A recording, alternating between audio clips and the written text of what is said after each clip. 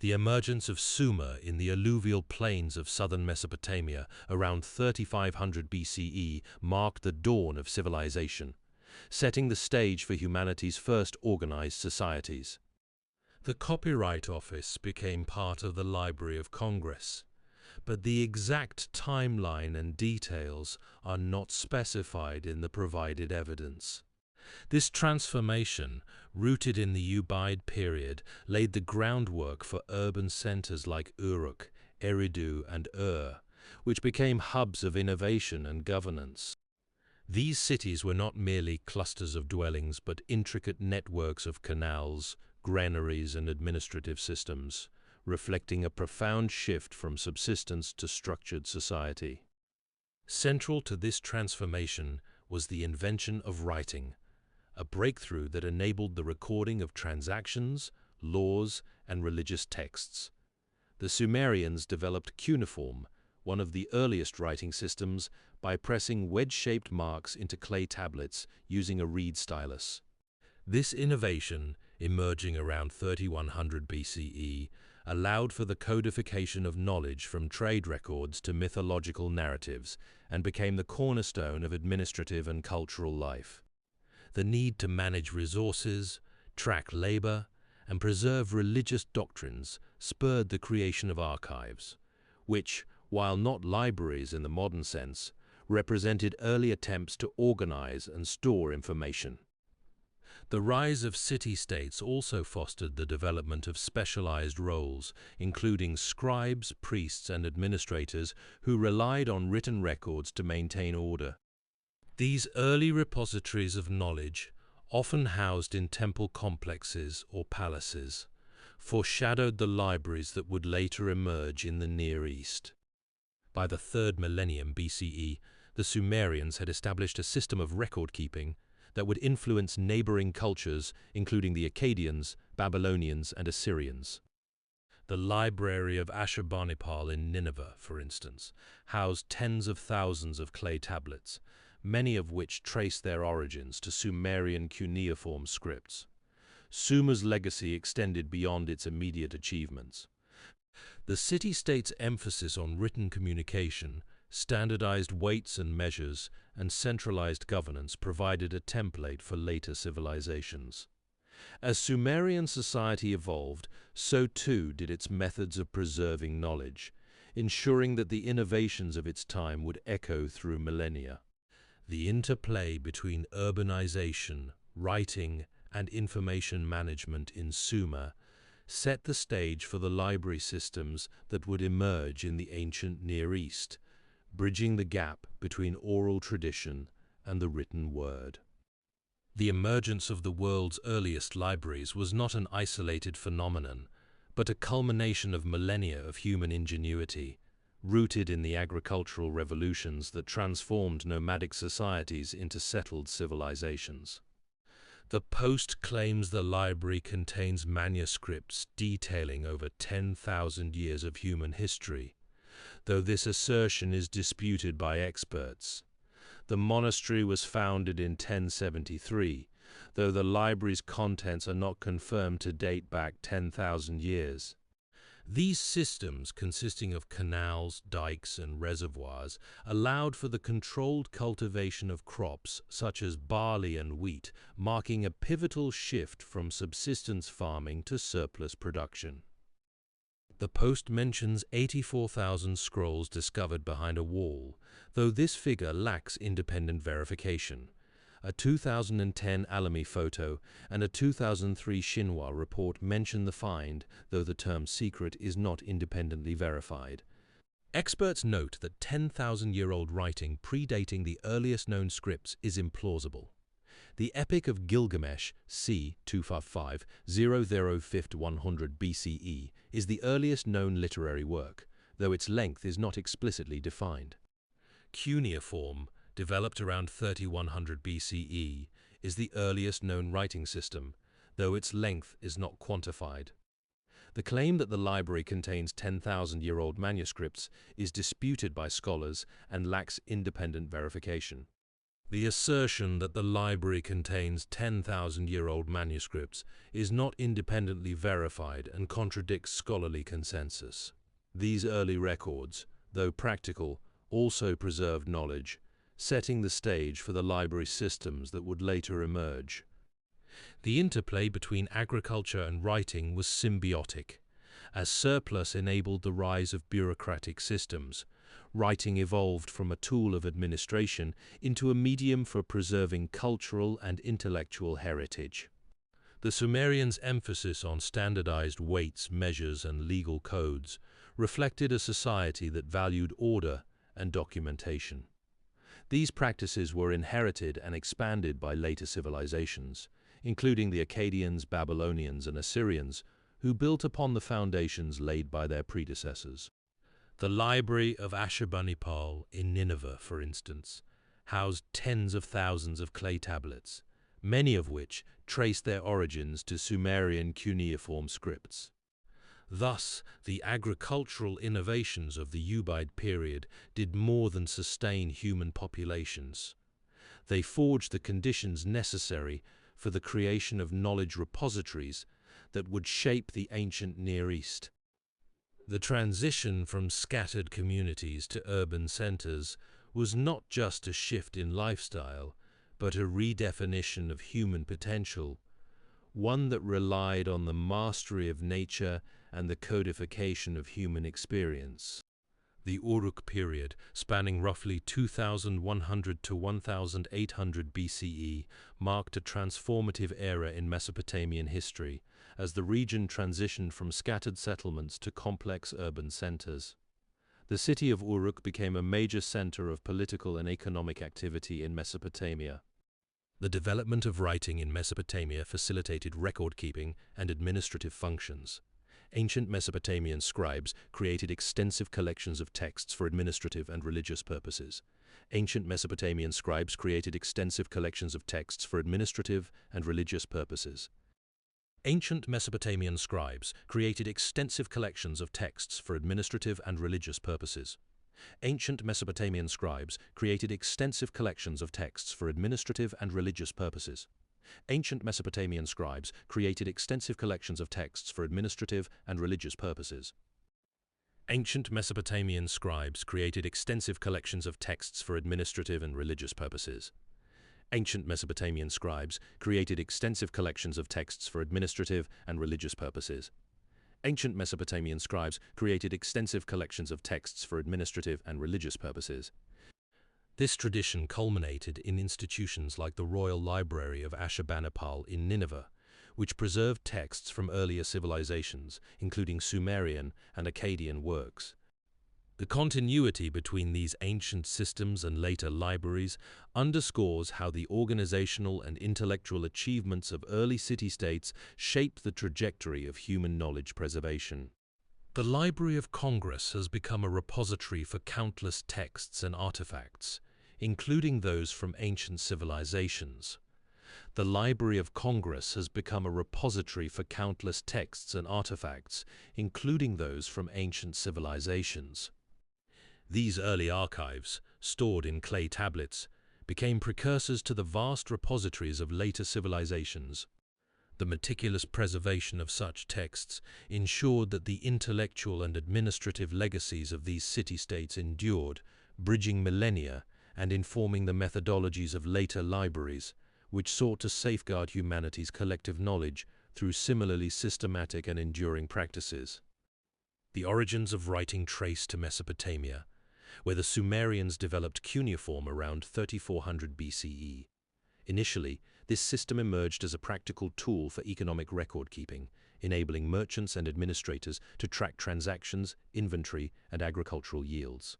Early cuneiform consisted of simple pictographs pressed into wet clay tablets using reed styluses. These symbols, while rudimentary, allowed for the documentation of trade goods, debts, and labor assignments, laying the foundation for more complex administrative systems. Over time, the need for precision and efficiency drove the evolution of these pictographs into a more structured script. By the late 4th millennium BCE, cuneiform had transitioned from a collection of symbols to a logographic and syllabic system, capable of representing both objects and sounds. This advancement enabled scribes to record legal contracts, religious hymns, and royal decrees, embedding writing deeply into the fabric of Sumerian society. The script's adaptability allowed it to convey abstract concepts, such as laws and theological ideas, which were critical for governing city-states and maintaining cultural continuity. As cuneiform spread beyond Sumer to neighboring regions, it became a cornerstone of bureaucratic and religious practices, facilitating the administration of vast empires and the preservation of oral traditions in written form. Its development marked a pivotal shift in human history, transforming fragmented communication into a shared record of human experience. The transition from pictographs to a complex script underscores the ingenuity of early civilizations in creating systems that balanced simplicity with the capacity for expansion, ensuring that writing could evolve alongside the needs of growing societies. As cuneiform matured, it evolved beyond simple accounting into a versatile script capable of recording complex ideas, legal codes, and literary works. Scribes, trained in specialized schools, became custodians of knowledge, ensuring administrative efficiency across city-states like Ur and Babylon. The script's adaptability allowed it to represent both logograms and phonetic elements, enabling the documentation of contracts, religious hymns, and even epic poetry like the Epic of Gilgamesh. This standardization facilitated communication across diverse regions, embedding writing into the fabric of Mesopotamian society. Meanwhile, neighboring cultures, such as the Akkadians, adopted and modified cuneiform, spreading its influence further. The transition from purely economic record-keeping to a tool for governance and cultural expression marked a pivotal shift, laying groundwork for later writing systems across the ancient world. The post describes a library with a large collection of scrolls, though the specific claims about its historical scope are exaggerated. By the late 4th millennium BCE, wheeled carts were being used to transport goods across the fertile plains of Mesopotamia, drastically improving trade efficiency. These carts, made from wood and reinforced with reeds, allowed for the movement of heavier loads over longer distances, reducing the physical strain on laborers and enabling the exchange of surplus goods between city-states. This innovation not only strengthened economic ties between Sumer's urban centers, but also facilitated the spread of ideas, materials, and cultural practices. The wheel's integration into commerce laid the groundwork for more complex trade networks, which would later connect Sumer to distant regions like Anatolia and the Levant. Beyond trade, the wheel's impact extended to construction and military logistics. Sumerian engineers employed wheeled carts to transport building materials such as bricks and stone, accelerating the construction of monumental structures like ziggurats and temples. These massive edifices, central to Sumerian religious and political life, required vast resources and coordination, which the wheel helped streamline. In military contexts, wheeled chariots, armed with spears and later bows, became a dominant force on the battlefield. By the 3rd millennium BCE, chariots equipped with bronze weapons were being used by Sumerian armies, giving them a tactical advantage in conflicts with neighboring polities. The wheel thus became a symbol of Sumer's technological ingenuity, enabling both the physical expansion of their civilization and the consolidation of power. The wheel's significance transcended Sumer, influencing neighboring cultures and contributing to a broader wave of technological innovation. Its adoption demonstrated the Sumerians' ability to adapt and refine existing tools, setting a precedent for future advancements.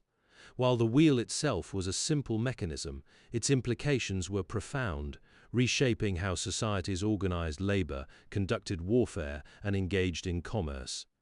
This innovation, emerging from the cradle of Mesopotamian civilization, would ripple outward, influencing cultures across the ancient world and cementing the Sumerians' legacy as pioneers of technological progress. The wheel's adoption also spurred economic specialization, as artisans developed techniques to craft durable axles and hubs. This innovation fostered interregional trade networks, enabling the exchange of luxury goods like lapis lazuli and cedarwood. Such interactions enriched Sumerian culture while embedding the wheel into the fabric of ancient technological progress. The emergence of standardized beer production around 3000 BCE marked a transformative moment in Sumerian society, intertwining economic organization, labor systems, and cultural identity. Sumerian city-states such as Ur and Lagash developed intricate methods to brew beer using barley, a staple crop cultivated in the fertile lands between the Tigris and Euphrates rivers. The process involved soaking grains, fermenting them in large clay vessels, and filtering the liquid, a technique documented on cuneiform tablets discovered in the Royal Library of Ashurbanipal. These records reveal that beer was not merely a beverage, but a cornerstone of Sumerian life, with its production regulated by state authorities to ensure consistency and supply. Beer functioned as a form of currency, often used to compensate laborers, soldiers, and officials. Administrative tablets from the city of Nippur detail transactions where workers received daily rations of beer in exchange for their labor, a practice that mirrored the use of grain and livestock in trade. This system reflected the Sumerians' mastery of economic organization, as beer's standardized production allowed for predictable resource allocation. Beyond its practical role, beer permeated religious and social rituals. Temples dedicated to deities like Ninkasi, the beer goddess, brewed sacred brews for offerings, while communal feasts reinforced social bonds. The act of brewing itself was ritualized, with priests overseeing the process to ensure divine favor. The integration of beer into Sumerian society was also a testament to technological innovation. The wheel, which had already revolutionized transportation and agriculture, likely facilitated the movement of grain and brewing equipment, enabling larger-scale production. This synergy between technological advancement and resource management underscores the complexity of Sumerian civilization, where beer was both a commodity and a symbol of cultural cohesion.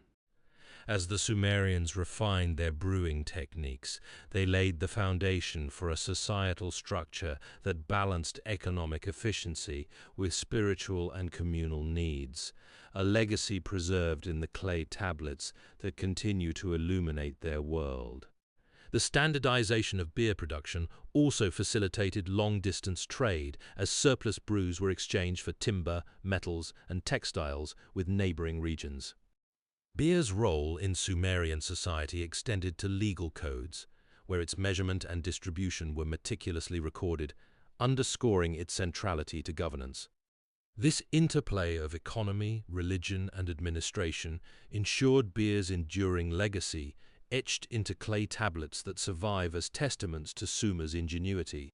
The social structure of ancient Mesopotamia was deeply intertwined with its written record-keeping systems. At the apex of Sumerian society stood the ruling class, including kings and priest-kings, who wielded both political and religious authority.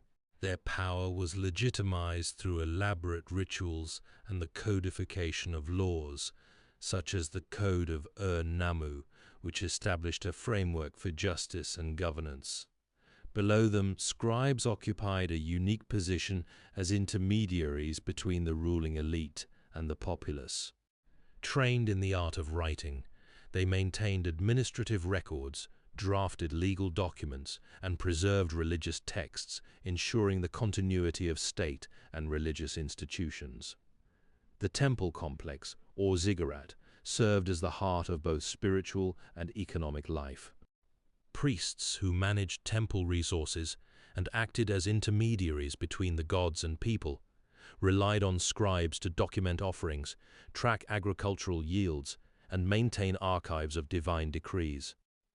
This system of record-keeping not only reinforced the temple's role as a center of power, but also created a class of literate individuals whose expertise was indispensable to governance. Meanwhile, laborers and farmers formed the backbone of society, their work sustaining the temples and cities that depended on surplus production. Libraries in this context were not merely repositories of knowledge, but instruments of control and continuity. The Royal Library of Ashurbanipal in Nineveh, for instance, housed thousands of cuneiform tablets detailing laws, treaties, and historical chronicles.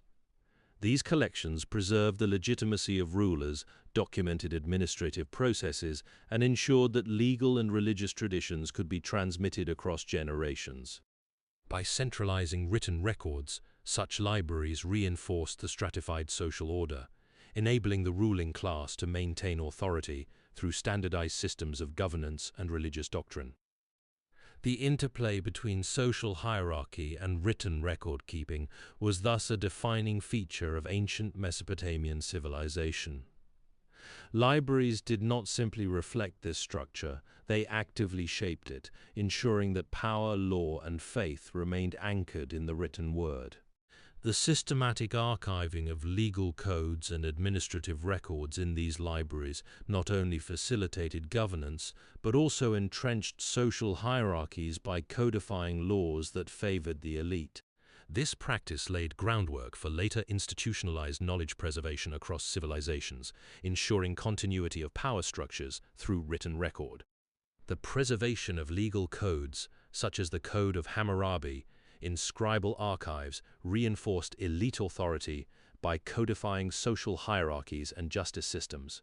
Libraries became repositories of power, accessible only to scribes and rulers, ensuring continuity of governance.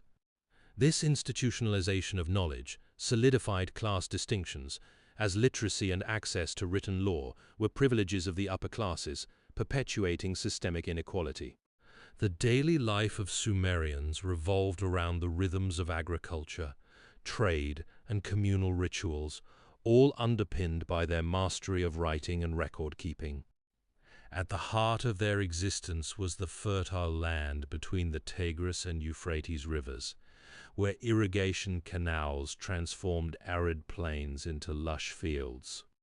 Farmers labored from dawn to dusk, cultivating barley, wheat, dates, and vegetables, their labor meticulously documented by scribes who recorded harvests, taxes, and transactions on clay tablets.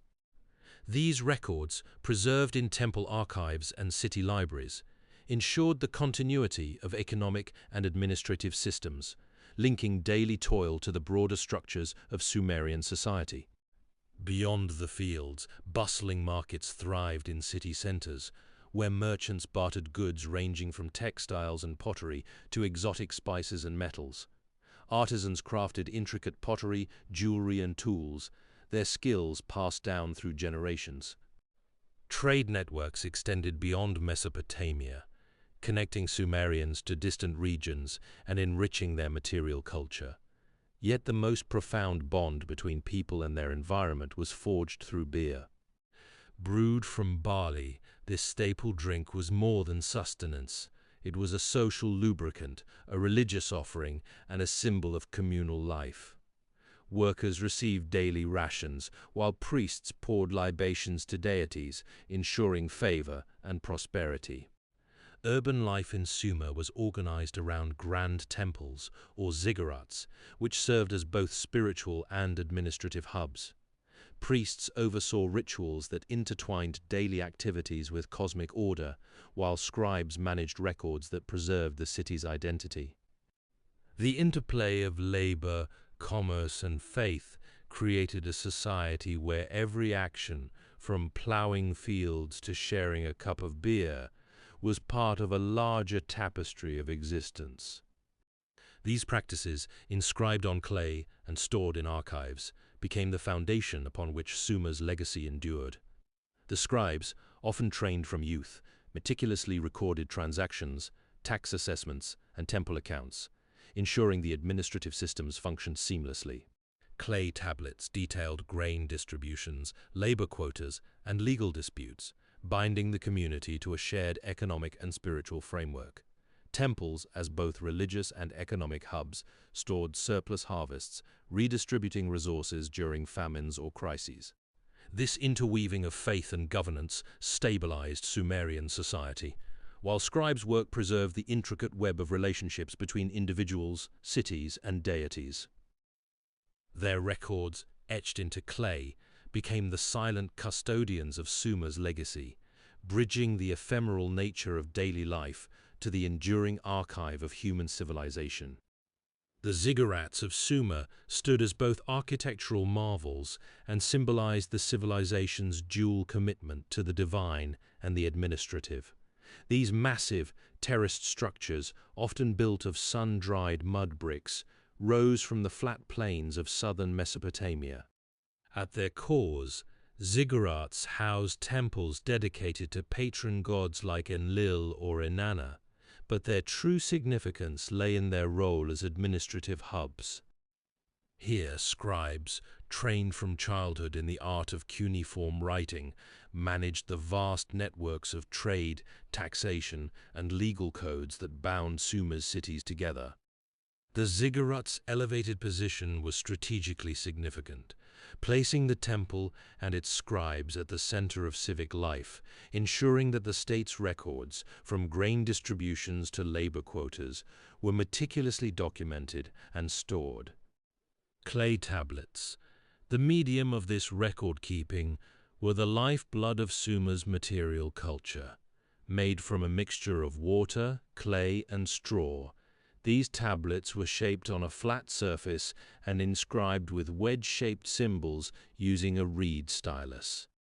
The durability of clay allowed these records to survive millennia, with thousands of tablets unearthed in sites like Nippur and Ur. Legal codes were etched onto tablets, establishing precedents for justice and governance. Contracts, tax assessments, and even personal correspondence filled the archives, creating a tangible link between the ephemeral nature of daily life and the permanence of written law. The scribes' work extended beyond mere record-keeping. They were custodians of knowledge, preserving not only administrative data but also religious texts and literary works, like the Epic of Gilgamesh. These tablets were stored in archives, where they were protected from the elements and passed down through generations. The Royal Library of Ashurbanipal in Nineveh, though centuries later, echoed this tradition, housing 30,000 clay tablets that included the Epic of Gilgamesh, a testament to the enduring legacy of Sumerian material culture. By intertwining religious devotion with bureaucratic precision, Sumer's ziggurats and clay tablets forged a system where the written word became both a tool of governance and a vessel for cultural memory. The tablets, etched with the weight of history, ensured that even as empires rose and fell, the foundations of Sumer's civilization endured in the very medium of their creation. A Facebook post claimed a Tibetan monastery housed a 10,000-year-old library with 84,000 manuscripts detailing humanity's history. The post, shared widely, described the find as a secret discovery behind a huge wall at Sakya Monastery, one of Tibet's 4 major Buddhist centers. However, experts and historical records refute the claim. Sakya Monastery, founded in 1073, is renowned for its vast collection of Buddhist texts, but its oldest works date to the 13th century, not 10,000 years ago. The earliest known writing, cuneiform in Mesopotamia or Egyptian hieroglyphs, emerged around 5,000 years ago, making the 10,000-year assertion impossible. The post's claim of 10,000 years of recorded history contradicts established timelines. Writing systems developed only about 5,000 years ago, with Sumerian cuneiform and Egyptian hieroglyphs as the earliest examples. The idea that Tibetan texts could document 10,000 years of human history would predate the first written records, which is scientifically untenable. While the monastery's library contains thousands of sacred texts, these are from the medieval period, not ancient times. Some details in the post, like the 84,000 scrolls, may align with historical accounts. A 2010 Alamy photo and a 2003 Xinhua report mention similar findings, though they don't label the manuscripts as secret. However, the claim of a 10,000-year-old library remains unverified. Experts like Joshua J. Mark and Boyo Okinga emphasize that no evidence supports such an ancient timeline. The scroll itself, made of papyrus, first appeared in Egypt around 5,000 years ago, and paper in China dates to 2,000 years ago. Buddhism, which the monastery's texts likely reflect, emerged about 2,500 years ago. The post's exaggeration highlights the gap between historical reality and sensational claims. While Sakya Monastery's library is a cultural treasure, its texts do not span 10,000 years. The confusion may stem from the monastery's vast collection or the allure of ancient discoveries. Fact-checkers note that the claim is partly false. Some details are corroborated, but the 10,000-year timeline is unsupported. The post's viral spread underscores how misinformation can distort historical narratives, even when parts of the story are accurate. Ultimately, the library's true significance lies in its role as a repository of Buddhist knowledge, not as a 10,000-year-old archive of human history. The first traces of writing emerged in Sumer, a region in Mesopotamia, around 3100 BCE. Initially, it was a simple system of symbols used to record grain transactions etched into clay tablets with a reed stylus. These early markings, known as proto-cuneiform, were not yet a full script, but a set of pictographs representing specific goods, like bundles of grain or jars of oil. Over time, as Sumer's cities grew and trade expanded, the need for more precise record-keeping led to the development of a standardized script. By 2700 BCE, scribes had refined this system into cuneiform, a wedge-shaped script that combined logograms, symbols for whole words, and syllabary elements, symbols for sounds. This innovation allowed for the recording of complex ideas, from legal contracts to religious hymns. The shift from simple receipts to a versatile script transformed Sumerian society. Writing became a tool of governance, enabling rulers to draft decrees, track resources, and administer justice. The Code of Hammurabi, etched into a stone stele around 1754 BCE, exemplifies this shift. It codified laws and punishments, ensuring consistency in legal matters and reinforcing the authority of the state. Beyond administration, writing also facilitated cultural and intellectual advancements. Scribes composed literary works, like the Epic of Gilgamesh, preserving oral traditions in a tangible form. These texts not only entertained, but also conveyed moral and philosophical reflections, bridging the gap between the spoken word and permanent record. The impact of writing extended beyond the Sumerian city-states. As cuneiform spread to neighboring regions, it became a shared medium for communication, fostering trade, diplomacy, and the exchange of ideas. The ability to document knowledge ensured that administrative systems, legal frameworks, and cultural narratives could endure across generations. This evolution from transactional records to a multifaceted script marked a pivotal moment in human history, laying the foundation for the preservation and transmission of knowledge through the written word. The standardization of cuneiform enabled unprecedented administrative efficiency, allowing city-states to manage vast resources, track trade, and coordinate labor. This structural stability fueled urban growth and the rise of centralized governance. As writing became indispensable, scribes emerged as a distinct class, preserving knowledge across generations. The first libraries, curated collections of administrative records and literary works, emerged as repositories of collective memory, ensuring that the written word could outlive the individuals who created it. The wheel's dual role in Sumerian society marked a turning point in both commerce and warfare. By enabling the transport of goods over long distances, wheeled carts revolutionized trade, allowing surplus agricultural products and raw materials to be efficiently moved between settlements. This facilitated the growth of markets and standardized systems of measurement and weights, which were crucial for economic stability. Simultaneously, the wheel transformed military tactics. Sumerian chariots, powered by this innovation, provided a mobile platform for warriors, granting them a tactical advantage in battle. The ability to maneuver quickly across the landscape enhanced both offensive and defensive strategies, while the logistics of transporting supplies and troops became more efficient. Beyond its practical applications, the wheel symbolized Sumerian technological prowess, reflecting their ingenuity in shaping a complex society.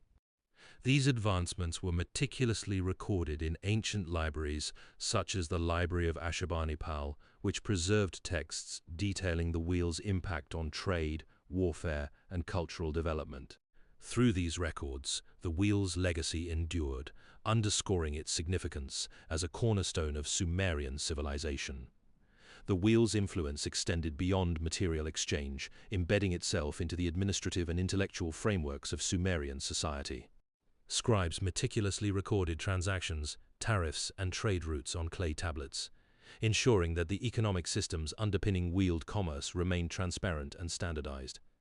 These texts, preserved in libraries like Ashurbanipal's, provided a blueprint for later civilizations, demonstrating how the wheel transformed not just goods, but the very structure of economic governance. Similarly, military strategies involving chariots were codified in tactical manuals, detailing formations, supply chains, and battlefield logistics. These documents, stored alongside religious and legal texts, underscored the wheel's role as a tool of both prosperity and power. The library's curation of such records ensured that Sumer's technological innovations were not lost to time, but instead became part of a shared intellectual heritage. By safeguarding these accounts, ancient librarians preserved the wheel's legacy as a symbol of human ingenuity, a legacy that would echo through millennia, shaping the trajectory of global civilization. The meticulous curation of these records ensured that the wheel's innovations were transmitted across generations, embedding its legacy into the intellectual fabric of Mesopotamian society and beyond. Texts like the Epic of Gilgamesh and administrative treatises preserved in Ashurbanipal's collection reflected the wheel's cultural and practical significance, bridging Sumerian ingenuity with later civilizations. This enduring documentation solidified the wheel's role as both a technological marvel and a symbol of human progress, echoing through millennia in the annals of global history. When the Copyright Office became part of the Library of Congress, there were books scattered throughout the building. With a population estimated at 50,000, it became a hub of innovation, trade, and cultural exchange. Digital storage costs are a significant consideration in preserving digital materials. Funding constraints often limit the scope of materials we can acquire and preserve. Preservation and storage costs for materials can accumulate significantly over time. The library has protocols in place to protect materials in case of emergencies. The library follows best practices for digital preservation, including multiple copies in different formats. Curatorial priorities can shift as new information and techniques emerge. Some scrolls may provide indirect insights into historical practices and measurements. The city's legacy is etched in its contributions to human civilization. Uruk is credited with the invention of cuneiform, the world's first known writing system, which evolved from simple pictographs to a sophisticated script used for administrative, literary, and legal purposes. Clay tablets discovered in Uruk's ruins reveal records of transactions, laws, and even early literature, underscoring its role as a crucible of intellectual and cultural advancement.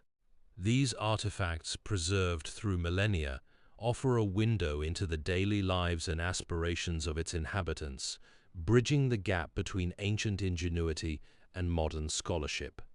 Today, the remnants of Uruk stand as a testament to its enduring significance.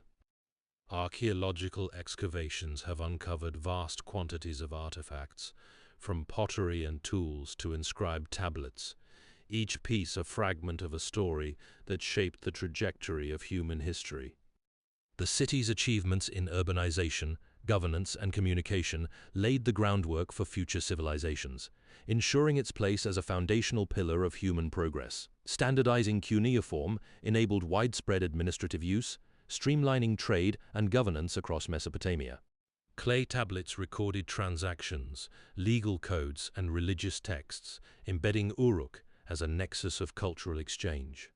This system laid groundwork for later empires, blending practicality with the preservation of knowledge, a legacy echoing in modern archival practices. The rise of Sargon of Akkad remains one of the most contested narratives in ancient Mesopotamian history. Traditional accounts, preserved in later cuneiform texts, describe him as a visionary ruler who unified the region into the world's first empire. According to these sources, Sargon, a governor of a city-state in the region of Kish, rose to power through a combination of military prowess and political cunning. He is credited with conquering cities such as Uruk, Lagash, and Nippur, consolidating control over a vast territory that stretched from the Persian Gulf to the Zagros Mountains. Yet these claims are far from universally accepted. Modern scholars debate whether Sargon's origins as a governor are accurate, with some arguing that the term may have been a later invention to legitimize his rule. Others suggest that his rise was more gradual, rooted in the complex web of alliances and rivalries among Mesopotamian city-states. The extent of Sargon's empire is another point of contention. While ancient texts portray him as a unifier of disparate regions, archaeological evidence offers a more fragmented picture. The Akkadian Empire, as it came to be known, is often cited as the first large-scale state in history, but its boundaries and administrative reach remain unclear. Some scholars argue that Sargon's control was limited to the lower Tigris-Euphrates region, while others propose a broader influence, citing trade networks and cultural exchanges. However, the lack of direct evidence, such as inscriptions or monumental architecture from Sargon's reign, has led to skepticism about the scale of his achievements. Ancient sources, including the Epic of Gilgamesh and later Mesopotamian annals, often embellish Sargon's story, blending historical facts with myth. These texts depict him as a semi-divine figure, a king of the world who overcame chaos and established order. Yet such accounts were likely shaped by later dynastic propaganda, intended to legitimize subsequent rulers. For example, the Akkadian king list attributes Sargon's conquests to divine favor, a narrative that may have been crafted to elevate his legacy. This raises questions about the reliability of these sources, as they were written centuries after Sargon's reign and influenced by the political agendas of their authors. Modern scholarship continues to grapple with these uncertainties. While Sargon's impact on Mesopotamian history is undeniable, his reign marks a pivotal shift from city-state dominance to centralized rule. Many details remain speculative. The absence of contemporary records, combined with the interpretive biases of later texts, means that Sargon's story is as much a product of historical imagination as it is of historical fact. As archaeologists and historians piece together the fragments of the past, The figure of Sargon remains a symbol of both the grandeur and the ambiguity of ancient empire building. The preservation of written records in ancient libraries, such as those of Mesopotamia, relies on meticulous curation and the interplay of multiple sources. However, reliance on a single textual account, whether a cuneiform tablet or a later historical record, can obscure the complexities of a civilization's past. For instance, the legacy of Sargon of Akkad, often reconstructed through later Mesopotamian texts, is shaped by the perspectives of later scribes who may have emphasized certain aspects while omitting others. This underscores the necessity of cross-cultural analysis, where comparisons with contemporaneous records from neighboring regions, such as the Elamite or Egyptian archives, can illuminate gaps or contradictions. Consider the cautionary tale of a 2010 claim about a 10,000-year-old library in Tibet's Sakya Monastery. While the monastery's library is indeed a renowned repository of Buddhist texts, the assertion that it contained manuscripts spanning over 10,000 years of human history was debunked by experts. Such a claim disregards the archaeological evidence for the earliest writing systems, which date to around 5,000 years ago. This highlights how isolated claims, even from respected institutions, can mislead without corroboration. Similarly, the fragmented accounts of Sumerian history must be cross-checked with evidence from other cultures to avoid anachronisms or biases.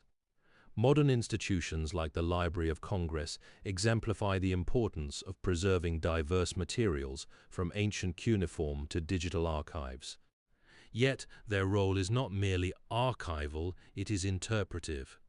Curators and scholars must contextualize text within their historical frameworks, recognizing that no single source holds the complete story. By integrating findings from multiple cultures and periods, we avoid the pitfalls of over-reliance on any one narrative. This approach ensures that the written record, whether etched in clay or stored in a modern archive, remains a dynamic tool for understanding the past. The challenge lies in balancing preservation with critical inquiry, ensuring that the voices of ancient civilizations are neither lost nor misrepresented. The Sakya Monastery's claim underscores the necessity of rigorous verification in historical claims. Cross-cultural studies, however, reveal how interconnected ancient knowledge systems were. Sumerian cuneiform and Egyptian hieroglyphs, for instance, emerged around the same time, yet each shaped distinct literary traditions. No single library or script holds the entirety of human history. Instead, collaborative scholarship bridges gaps, ensuring that fragments from Mesopotamia, Egypt, or Tibet are contextualized within broader timelines. Such efforts prevent isolated narratives from overshadowing the collective record. The Ubaid period, spanning roughly 5,300 to 4,100 BCE, marks a pivotal era in the development of early Mesopotamian civilization. The library's role as the research arm of the U.S. Congress and a preserver of primary sources in American history includes some of the U.S.'s most important documents, such as a rough draft of the Declaration of Independence and Abraham Lincoln's first draft of the Emancipation Proclamation. But its scope extends far beyond the country's borders. Items such as 2,000-year-old Mesopotamian clay tablets and 18th-century Iranian prayer scrolls written on parchment made from gazelle skins are among its artifacts, including Atari video games. By the late 4th millennium BCE, Sumerian communities began to transition from symbolic pictographs to a more systematic script. This shift was driven by the need to record transactions, manage resources, and document religious and legal practices. Cuneiform, derived from the Akkadian word kunaru, meaning to press, evolved from wedge-shaped impressions made by reed styluses on wet clay. The earliest known examples date to around 3400–3300 BCE, with the earliest inscriptions found at the site of Uruk, a major Sumerian city. These initial texts were primarily economic records, such as inventories of goods or land measurements, reflecting the administrative demands of growing urban centers. Over time, cuneiform expanded to include administrative documents, religious hymns, legal codes, and literary works, becoming a cornerstone of Sumerian culture. The development of cuneiform was not isolated. Around the same period, Egyptian hieroglyphs emerged in the Nile Valley, though their evolution occurred slightly later. Both systems, while distinct in form and function, underscored the shared human impulse to codify knowledge.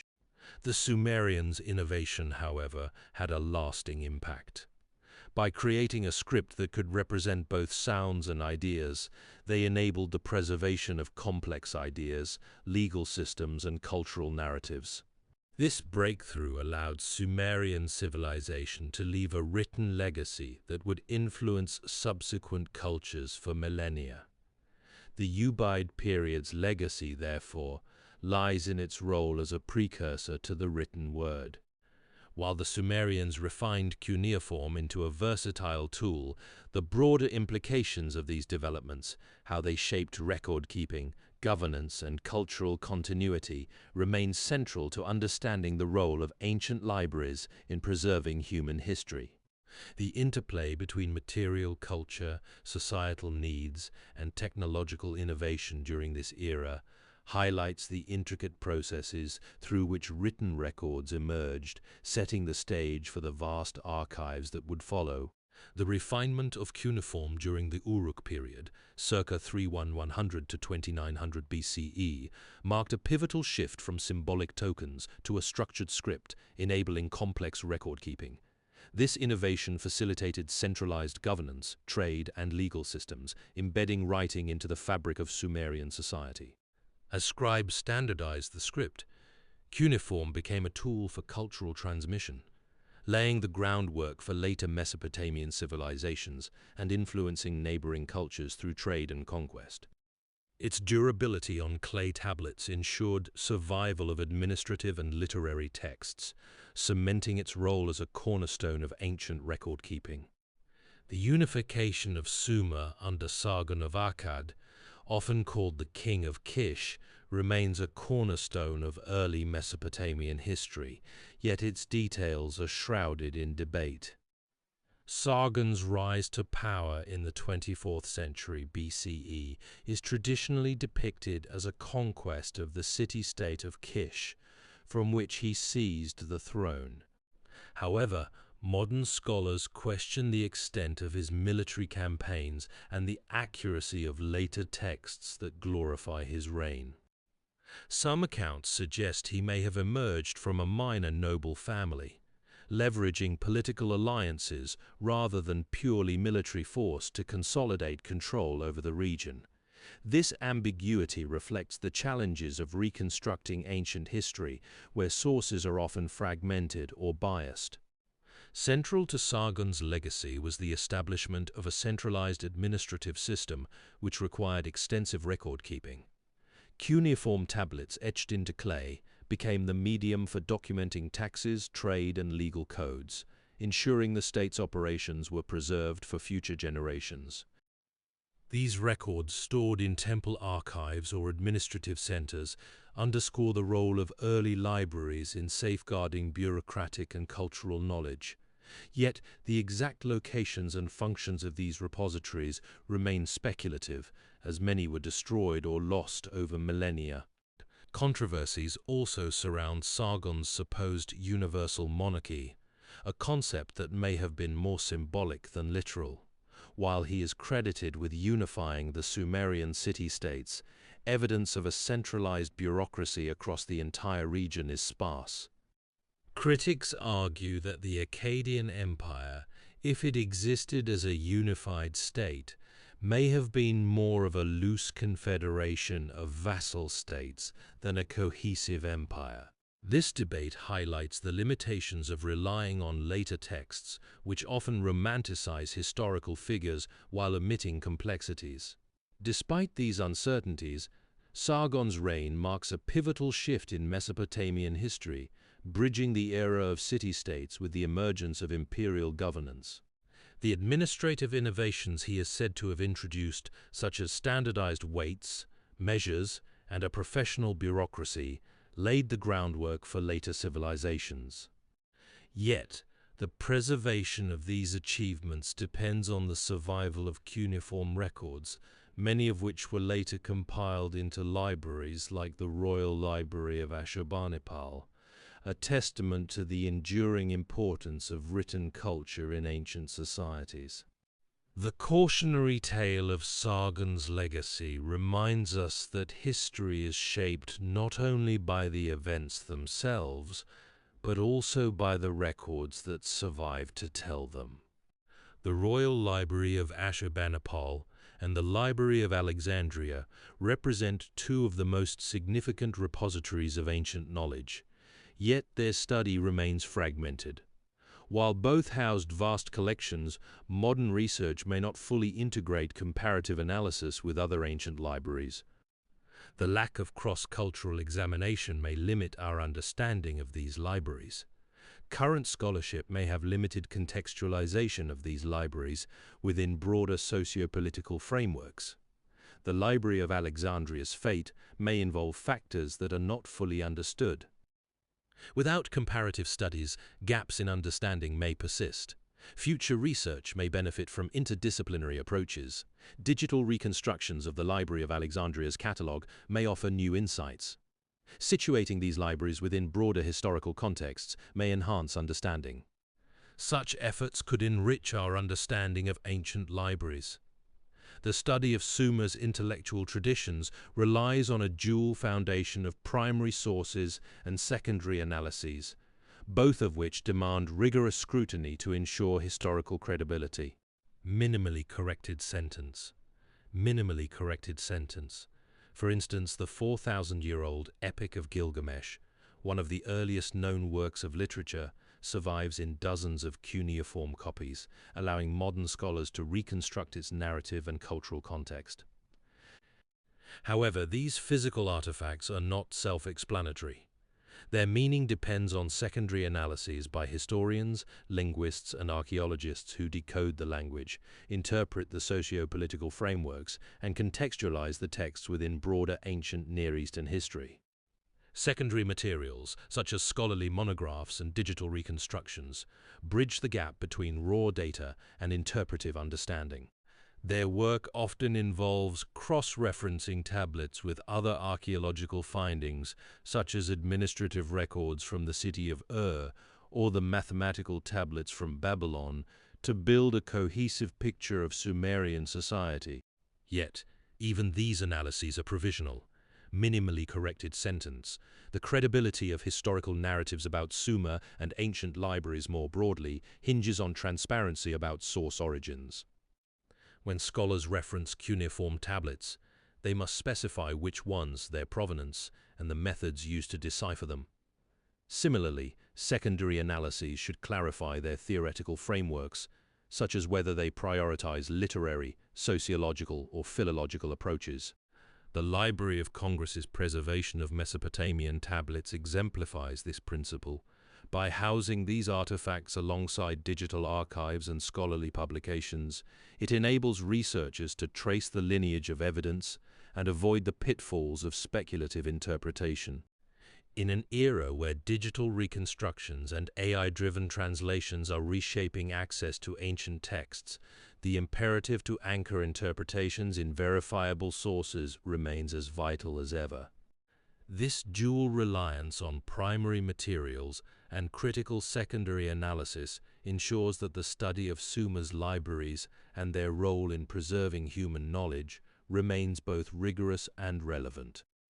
The origins of writing lie in the fertile plains of Sumer, where the first known script, cuneiform, emerged around 3100 BCE.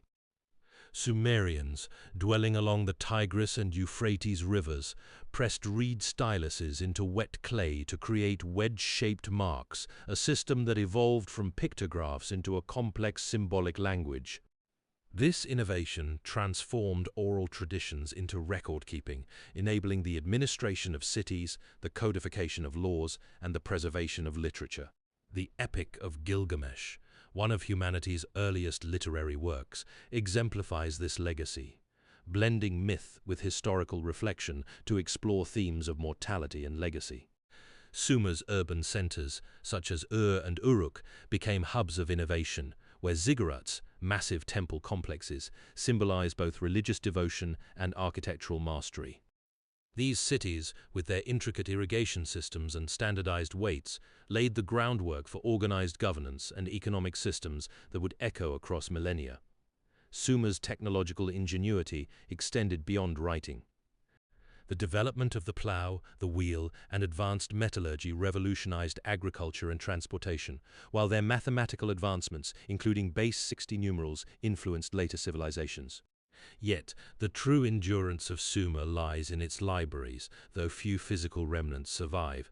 Their role in preserving knowledge is undeniable. Cuneiform tablets, often stored in temple archives or administrative centers, safeguarded legal codes like Hammurabis, astronomical observations, and medical texts. These repositories ensured that Sumer's intellectual achievements transcended its own era, seeding ideas that would shape Mesopotamian, Persian, and even Mediterranean cultures. The Sumerians' legacy is not merely in their inventions but in their demonstration of how writing could immortalize human thought. By encoding history, law, and creativity into durable materials, they created a bridge between past and future. Their innovations in urban planning, governance, and record-keeping set precedents for civilizations from the Indus Valley to the Maya. Even as their cities fell to conquest and time, the cuneiform script endured, decoded by later scholars to reveal the intellectual vibrancy of a society that defined the dawn of civilization. Sumer's contributions remain a testament to the power of written record, a foundation upon which the written world was built. Sumer's influence extended through later Mesopotamian libraries, such as Ashurbanipal's Nineveh collection, which preserved Sumerian legal codes, astronomical records, and literary works. These repositories bridged millennia, ensuring Sumerian knowledge endured beyond their city's decline. The transmission of cuneiform script and intellectual traditions laid groundwork for later civilizations, embedding Sumer's legacy in the very systems that safeguarded human thought across time. In the heart of ancient Sumer, temples stood as monumental testaments to the civilization's devotion to the divine and its intricate social order. These structures, often built with immense labor and resources, were not merely places of worship, but multifaceted centers of power, economic activity, and knowledge preservation. At the core of each temple was a patron deity, whose cult and associated rituals governed the lives of the community. Priests and priestesses, who served as intermediaries between the gods and the people, wielded significant authority, blending spiritual leadership with administrative control. Their role extended beyond religious ceremonies. They managed temple economies, overseeing agricultural production, trade, and the distribution of goods, which made temples vital hubs of economic stability. Beyond their religious and economic functions, temples also served as repositories of knowledge. Clay tablets inscribed with cuneiform script documented everything from astronomical observations to legal codes, trade records, and literary works. These archives, often housed within the temple precincts, reflected the civilization's commitment to recording and preserving its intellectual and cultural heritage. The temple's role as a center of learning was further reinforced by its connection to the scribal class, whose expertise in writing and record-keeping was essential to the administration of Sumerian society. The interplay between temples and libraries in Sumer highlights a broader human tradition of using sacred and institutional spaces to safeguard knowledge. While the Library of Congress stands as a modern exemplar of this practice, its roots stretch back to ancient institutions like Sumerian temples, which laid the foundation for the systematic preservation of human thought. Through their dual role as places of worship and centers of record-keeping, temples embodied the enduring link between spirituality, governance, and the pursuit of knowledge. The temple's archives also preserved legal codes, such as the Code of Ur-Nammu, which established early principles of justice and governance. Scribes, trained within temple schools, meticulously copied these texts, ensuring their transmission across generations. This system of record-keeping influenced later Mesopotamian legal traditions and administrative practices. Temples thus served as both cultural and intellectual anchors, their clay tablets reflecting a civilization's quest to order the cosmos and human society. By intertwining religious devotion with systematic documentation, Sumerian temples laid a foundation for the global tradition of libraries as custodians of knowledge, bridging the sacred and the scholarly. The library contains historical texts, but claims of 10,000 years of human history are unfounded. The library is a significant collection, but its contents do not date back 10,000 years. Unlike later codes, such as Hammurabi's, Ur-Nammu's laws were concise, comprising approximately 30 provisions that addressed property disputes, family obligations, and criminal penalties.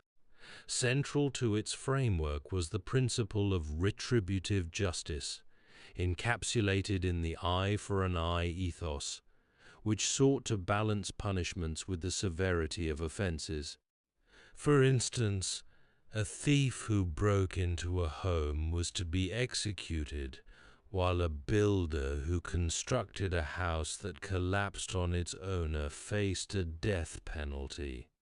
These laws underscored the Sumerians' prioritization of order, property protection, and the sanctity of social roles. The code structure reveals a society deeply rooted in hierarchy and divine authority. The king, portrayed as both a ruler and a divine intermediary, was entrusted with upholding justice, ensuring that laws aligned with cosmic and religious order. This connection between governance and the divine was not incidental. It reinforced the legitimacy of authority and the necessity of legal compliance. At the same time, the code acknowledged human fallibility, prescribing compensation for injuries rather than always demanding death. A man who blinded another, for example, was to pay a fine equivalent to the value of a slave, reflecting a pragmatic approach to justice that balanced retribution with economic realities. Scribes played a pivotal role in preserving and transmitting these laws. Trained in temple schools, they meticulously copied legal texts onto clay tablets, ensuring their survival across generations. The temples, as centers of record-keeping, became repositories of Sumerian legal traditions, linking the code's principles to broader administrative practices.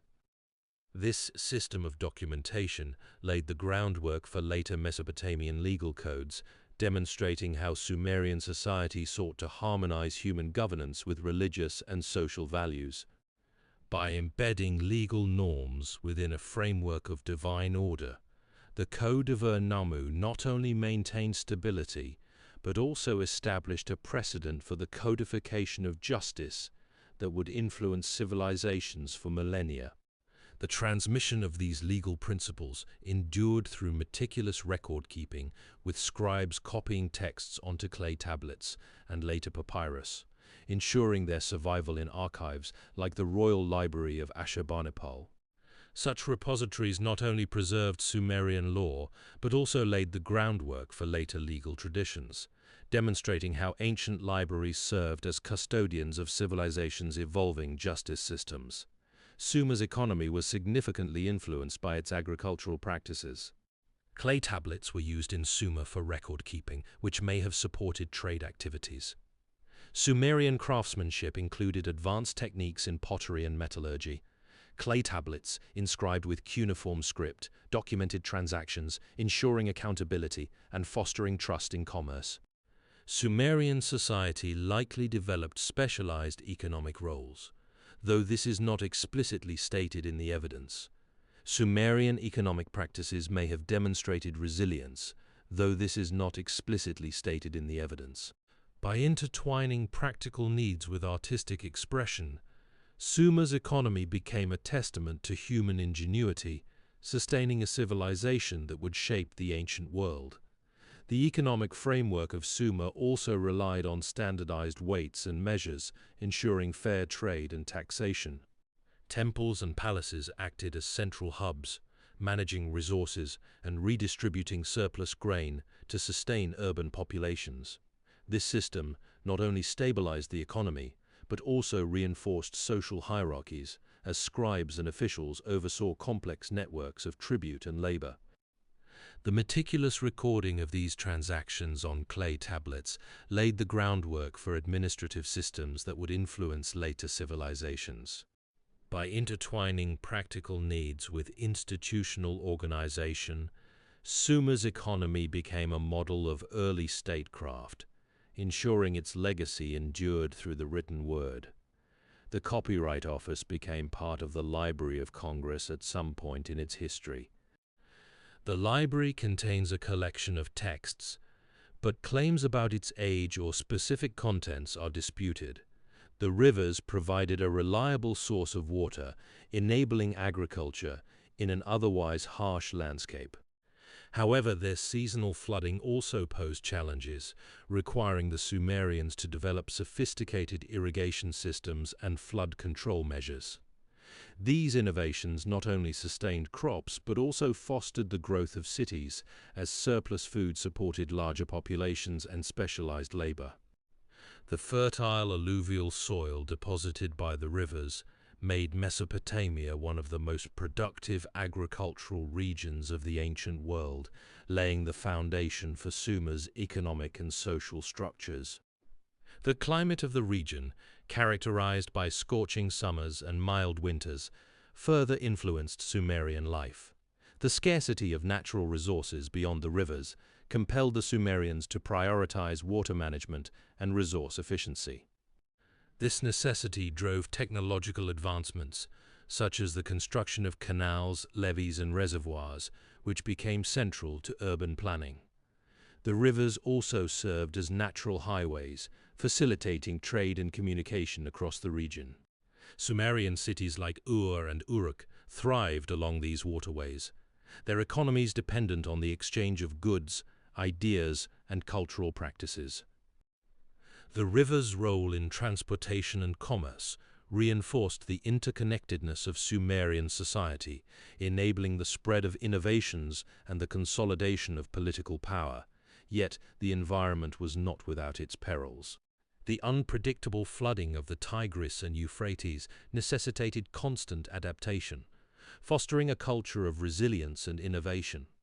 The Sumerians' ability to harness these challenges transformed them into one of the earliest civilizations, where environmental constraints became catalysts for progress. The interplay between the rivers and human effort created a symbiotic relationship, ensuring that Sumer's survival and prosperity were inextricably linked to the land and water that sustained it. This dynamic shaped not only the material foundations of Sumerian society, but also its intellectual and administrative achievements, as the need to manage resources gave rise to the development of writing, law, and governance. The environment, therefore, was not merely a backdrop to Sumerian history. It was its defining force, shaping every aspect of life from agriculture to politics. The Sumerians' mastery of innovation laid the groundwork for complex societies, beginning with agricultural advancements. By domesticating crops like wheat and barley, they transformed the fertile floodplains of the Tigris and Euphrates into hubs of surplus, enabling population growth and specialization. This shift from subsistence to surplus production necessitated new tools and techniques, such as the plow, which revolutionized farming efficiency. Concurrently, the invention of the wheel around 3000 BCE marked a pivotal leap in transportation, allowing for the movement of goods and people across vast distances, thereby fostering trade and cultural exchange. Equally transformative was the development of cuneiform, the world's earliest known writing system. Emerging around 3100 BCE, this script evolved from simple pictographs into a complex system of wedge-shaped marks pressed into clay tablets. Cuneiform enabled the recording of administrative records, legal codes, and literary works, solidifying the Sumerians' legacy as pioneers of written communication. The enduring significance of these innovations is preserved in institutions like the Library of Congress, which houses ancient cuneiform tablets alongside modern digital archives, underscoring their role in shaping human civilization. The innovations of Sumerian civilization laid the groundwork for systematic knowledge preservation, as seen in the Royal Library of Ashurbanipal, which housed thousands of cuneiform tablets documenting administrative records, literature, and scientific texts. These repositories reflected a growing recognition of the value of written records in managing complex societies, from tax systems to legal codes. The standardization of cuneiform script, developed around 3100 BCE, enabled widespread literacy among scribes, who became custodians of cultural and technical knowledge. This shift from oral tradition to written documentation not only facilitated governance, but also created a legacy that outlived the fall of city-states, influencing later civilizations like the Akkadians and Babylonians. The Library of Congress, in preserving Mesopotamian tablets alongside modern media, continues this ancient mission of safeguarding human expression, bridging millennia through the same commitment to record-keeping that defined Sumer's enduring impact on civilization. The Library of Congress exemplifies this continuity, housing everything from ancient cuneiform tablets to digital archives, ensuring no era's knowledge is lost. Its global acquisitions policy mirrors ancient libraries' ambition, gathering works in every language and format. By balancing preservation with accessibility, it safeguards humanity's collective memory, bridging millennia through meticulous curation and adaptive technology. The ziggurat stood as a towering testament to Sumerian civilization, embodying both religious devotion and political authority. These massive terraced structures, built of sun-dried bricks and later more durable materials, rose from the flat plains of Mesopotamia like stairways to the heavens. At their summit, a temple dedicated to the city's patron deity housed priests who mediated between the divine and the mortal world.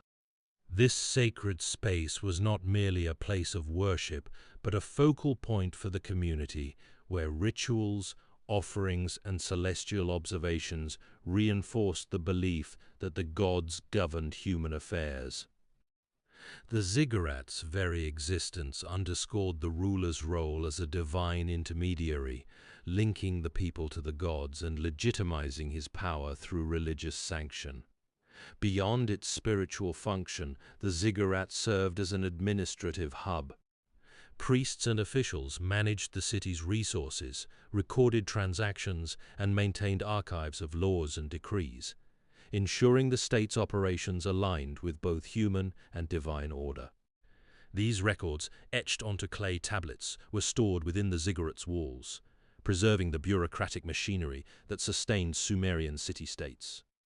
The structure's scale and permanence symbolized the ruler's ability to project stability and control, a message reinforced by its visibility across the landscape. Socially, the ziggurat acted as a unifying force. Public rituals held there fostered collective identity, while the labor required to construct and maintain it mobilized the population under the state's direction. Its presence in every major city, such as the Ziggurat of Ur or the Etemenanki in Babylon, asserted the ruler's dominance over both the physical and spiritual realms. Architecturally, the ziggurat's step design, with its ascending tiers, mirrored the cosmic order, reflecting the Sumerians' cosmological worldview. Culturally, the ziggurat transcended its practical functions to become an enduring symbol of Sumerian ingenuity and ambition.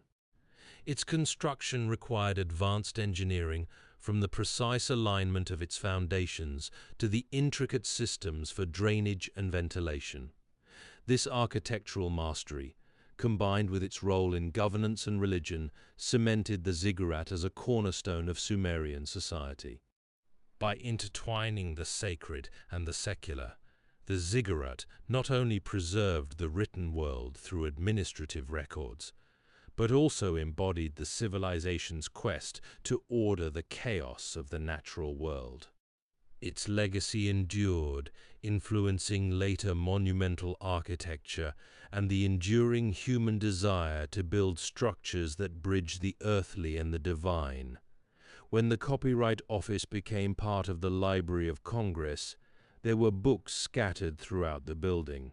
Among the earliest such systems, cuneiform emerged in ancient Mesopotamia around 3400 BCE, initially serving practical purposes such as tracking trade transactions and managing agricultural records. On the digital side, it's easier to purchase digital storage than to construct a warehouse. Over time, this system evolved beyond its utilitarian roots, expanding to encompass legal codes, religious texts, and literary works. The Epic of Gilgamesh, one of the earliest known works of literature, exemplifies this transition, blending mythological narratives with reflections on mortality and human ambition. Such texts were not merely artistic expressions, but also vital tools for preserving cultural identity and collective memory. Ancient libraries played a crucial role in safeguarding these developments. The Royal Library of Ashurbanipal in Nineveh, established in the 7th century BCE, stands as a testament to the growing importance of written records. Housing thousands of clay tablets, it served as a repository for administrative documents, scientific treatises, and literary masterpieces, reflecting the Assyrian Empire's commitment to knowledge preservation. These collections underscored the interplay between writing systems and the institutions that protected them, ensuring that innovations in communication could endure across generations. Cuneiform's adaptability, its capacity to evolve alongside societal needs, highlighted the symbiotic relationship between technological advancement and cultural continuity. By enabling the codification of laws, the dissemination of religious doctrines, and the exploration of philosophical ideas, cuneiform laid the groundwork for future writing systems from alphabets to digital media. We often jokingly say that we have no favorite collections except whatever is currently being worked on by a conservator. The transition from oral tradition to written record catalyzed the rise of centralized repositories, such as the Library of Ashurbanipal, which housed thousands of cuneiform tablets detailing laws, treaties, and astronomical observations.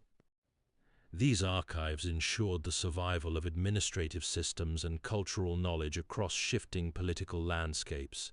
Meanwhile, the spread of cuneiform to regions like the Indus Valley and Egypt underscored its adaptability, though distinct scripts emerged to meet local needs. By preserving bureaucratic and religious texts, ancient libraries not only safeguarded power structures, but also laid the groundwork for historical continuity, enabling later civilizations to inherit and reinterpret these early written legacies.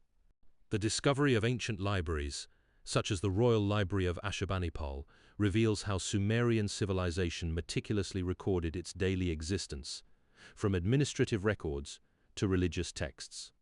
Among the most integral aspects of Sumerian life was beer, a staple that permeated every facet of society, brewed from barley and water. Beer was not merely a beverage, but a cornerstone of sustenance, economy, and ritual.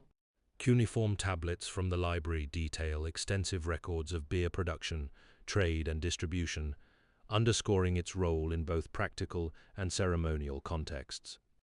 In religious practices, beer was offered to deities, symbolizing fertility and abundance, while in daily life, it was a common part of meals and social gatherings. The very act of brewing and consuming beer was intertwined with Sumerian identity, reflecting their ingenuity in harnessing agriculture and their deep connection to the land. Through these records, the libraries preserved not only the technical knowledge of beer making, but also the cultural significance of a drink that sustained their civilization. The cuneiform tablets from the Royal Library of Ashurbanipal reveal beer's central role in Sumerian society, from its use as a form of currency to its significance in religious rituals. Administrative records detail vast quantities of barley and beer stored in granaries, while temple archives document offerings of beer to deities, reflecting its spiritual and economic importance. These texts, preserved in ancient libraries, underscore how beer was intertwined with governance, trade, and faith.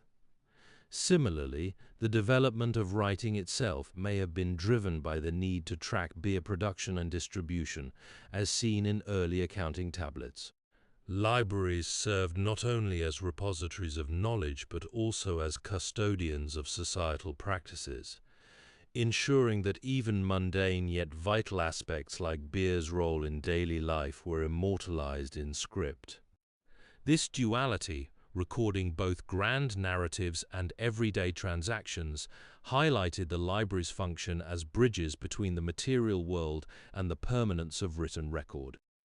Beer's economic and ritual significance is preserved in cuneiform records stored in ancient libraries, detailing trade transactions and temple offerings, underscoring its role in Sumerian society's administrative and spiritual frameworks. These texts, often found in administrative archives, reflect how beer production and distribution were central to governance, labor systems, and religious practices, ensuring its legacy endured through written documentation. In the heart of ancient Mesopotamia, scribes were essential to Sumerian civilization, their quills etching permanence into clay tablets that chronicled everything from trade transactions to mythological tales. These individuals, often trained from youth, mastered cuneiform script, a system of wedge-shaped marks used to record spoken language. Their work was not merely administrative, it was a form of cultural preservation, ensuring that the complexities of Sumerian society, its laws, religious rituals, and economic systems were safeguarded for future generations. The libraries of Sumer, such as those in Ur and Nippur, became repositories of this knowledge, their walls lined with tablets that reflected the ingenuity of these scribes. Beyond their role in documentation, scribes held a unique position as both scholars and gatekeepers. They were entrusted with the sacred duty of recording divine decrees and royal edicts, their work imbued with a sense of reverence. Yet their power was also a source of tension, as they wielded control over information that could influence political and religious narratives. This duality of preserving truth while navigating the interests of rulers and priests defined their existence. The legacy of these scribes extended far beyond Sumer, as the evidence reveals. Their successors in later civilizations, such as the Assyrians and Greeks, continued this tradition of knowledge preservation. The Royal Library of Ashurbanipal, for instance, housed thousands of cuneiform tablets, echoing the meticulous efforts of their Sumerian predecessors. Similarly, the Library of Alexandria, though a later institution, reflected the same human drive to collect, protect, and transmit knowledge. Across millennia, scribes remained the unseen architects of history, their labor ensuring that the voices of the past could be heard in the present. The scribes' meticulous record-keeping extended beyond administrative tasks, encompassing legal codes, religious texts, and other records. Their work laid the groundwork for centralized governance and the codification of laws, as seen in the Code of Hammurabi. This systematic approach to documentation influenced later civilizations, where scribes in Egypt and Greece adopted similar practices to preserve knowledge. The transition from clay tablets to papyrus and parchment reflected evolving technologies, but maintained the scribes' role as custodians of culture. Their legacy endures in the structured methods of modern archival science, where the principles of preservation and access remain central to safeguarding human history. The Post claims the find at Sakya Monastery is possibly the largest library in the world containing distant historical records, carved into clay tablets.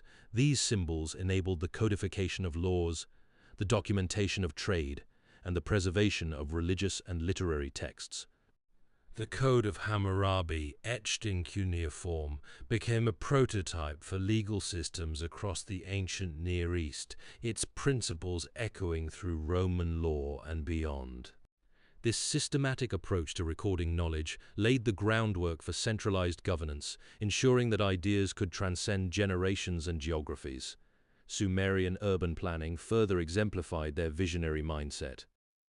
Cities like Ur and Eridu were designed with grid layouts, canals for irrigation, and monumental ziggurats that served as both religious centers and administrative hubs. These innovations in water management and city infrastructure not only sustained large populations but also inspired later civilizations from the Indus Valley to Mesopotamia's Hellenistic successors. The wheel, another Sumerian invention, revolutionized transportation and trade, its mechanics influencing everything from chariots to modern machinery. Technological ingenuity extended to metallurgy and astronomy.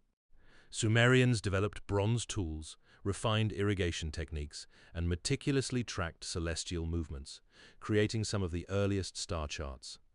Their astronomical observations, recorded on clay tablets, provided a template for later scientific inquiry, bridging the gap between myth and empirical study. These advancements were not isolated achievements but part of a broader cultural ethos that prioritized knowledge as a communal asset. The legacy of Sumerian innovation is etched into the bedrock of civilization. Their writing system, once confined to clay, evolved into alphabets that shaped global communication. Urban planning principles they pioneered underpinned the design of cities from ancient Rome to modern metropolises. And their technological breakthroughs, from the wheel to irrigation, remain foundational to human ingenuity. As the Royal Library of Ashurbanipal and the Library of Congress demonstrate, the impulse to preserve knowledge, rooted in Sumerian scribes' dedication, endures, ensuring that the blueprint of civilization remains accessible to future generations. The Library of Congress's commitment to global curation mirrors Sumer's communal knowledge ethos, preserving diverse formats from clay tablets to digital archives. Modern preservation strategies like the 3-2-1 rule echo ancient efforts to safeguard humanity's collective memory against time and disaster. This continuity underscores how Sumer's foundational role in recording and protecting knowledge remains a cornerstone of civilization's enduring narrative. The Sumerian civilization, flourishing along the Tigris and Yup rivers, faced mounting environmental challenges that shaped its trajectory. Over time, the very waters that sustained its cities began to exact a toll. Excessive irrigation, while initially boosting agricultural productivity, led to the salinization of soil.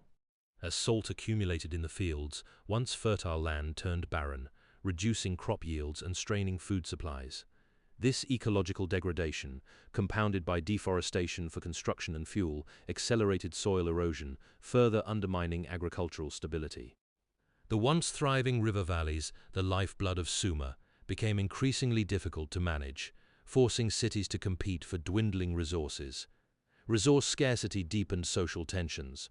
The overuse of water and arable land exacerbated conflicts between city-states, as each vied for control over vital resources. Meanwhile, the labor-intensive construction of monumental architecture, such as ziggurats, required a vast workforce, entrenching class divisions. A ruling elite, often composed of priests and administrators, controlled access to land and water, while the majority of the population toiled as laborers or slaves. This stratification fostered resentment, as the burden of sustaining the state fell disproportionately on the working class. These pressures, combined with shifting climate patterns, gradually eroded the foundations of Sumerian society. By the late 3rd millennium BCE, many city-states had declined, their populations dispersing or migrating in search of more hospitable regions. The collapse of centralized authority and the fragmentation of political power marked the end of Sumer's dominance. Yet even as the civilization waned, its libraries played a crucial role in preserving its legacy. These repositories of knowledge, containing administrative records, literary works, and scientific texts, ensured that Sumer's intellectual achievements endured. Though the city-states themselves faded, their libraries safeguarded the cultural and technical innovations that would influence later civilizations, from the Akkadians to the Babylonians. The interplay between environmental adversity and human ingenuity thus defined Sumer's rise and fall, leaving an indelible mark on the ancient world. The survival of Sumerian administrative records, such as the Uruk-Vas and legal codes, underscores the durability of clay tablets as a medium. These texts, later copied into Akkadian and Babylonian libraries, formed the foundation for Mesopotamian legal and scientific traditions. The Library of Ashurbanipal, for instance, housed copies of Sumerian hymns and mathematical tables, illustrating how ancient knowledge was transmitted across cultures. Such preservation ensured that even as city-states fell, their intellectual legacies endured, shaping later civilizations' approaches to governance, astronomy, and writing. Sumerians developed cuneiform, the earliest known writing system, around 3400 BCE, which revolutionized record-keeping, administration, and cultural transmission. This script, etched into clay tablets, enabled the codification of laws, religious texts, and economic transactions, laying the foundation for future civilizations. Among the most enduring legacies of Sumer is the Code of Ur-Nammu, the earliest known legal code, which established principles of justice and governance that influenced later systems, including Hammurabi's code. Sumer's urban centers, such as Ur and Uruk, showcased advanced engineering and social organization, with ziggurats, canals, and complex city planning that set benchmarks for ancient urban life. The preservation of Sumerian knowledge relied on centralized repositories, such as the Library of Ashurbanipal in Nineveh, which amassed thousands of cuneiform tablets from diverse cultures, including Sumerian texts. These collections safeguarded historical records, literary works, and scientific observations, ensuring their survival for millennia. Similarly, modern institutions like the Library of Congress continue this tradition, digitizing ancient texts and making them accessible globally. The continuity of this practice underscores the universal human drive to document and transmit knowledge across generations. Sumer's contributions extended beyond material achievements. Their intellectual and cultural innovations shaped the trajectory of human civilization. The codification of laws, the standardization of writing, and the development of urban infrastructure established frameworks that subsequent societies built upon. By preserving these texts, ancient and modern libraries ensure that Sumer's legacy remains a vital part of our shared heritage, bridging the past and present through the written word. Sumer's innovations extended beyond writing and law, shaping the foundations of human civilization. Their development of the sexagesimal base 60 number system, still evident in our measurements of time and angles, reflected a sophisticated grasp of mathematics. The invention of the wheel, attributed to Sumerian engineers around 3000 BCE, revolutionized transportation and trade, enabling the movement of goods across vast distances.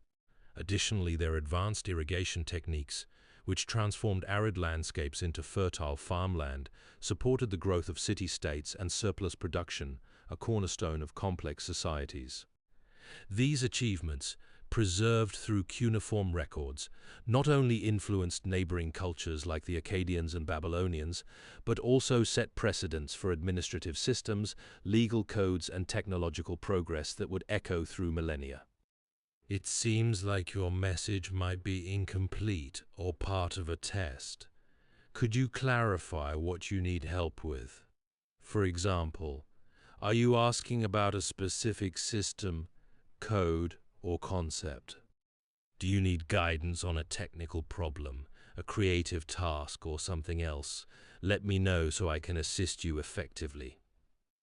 Religion and mythology formed the bedrock of Sumerian identity, shaping their worldview, governance, and daily existence.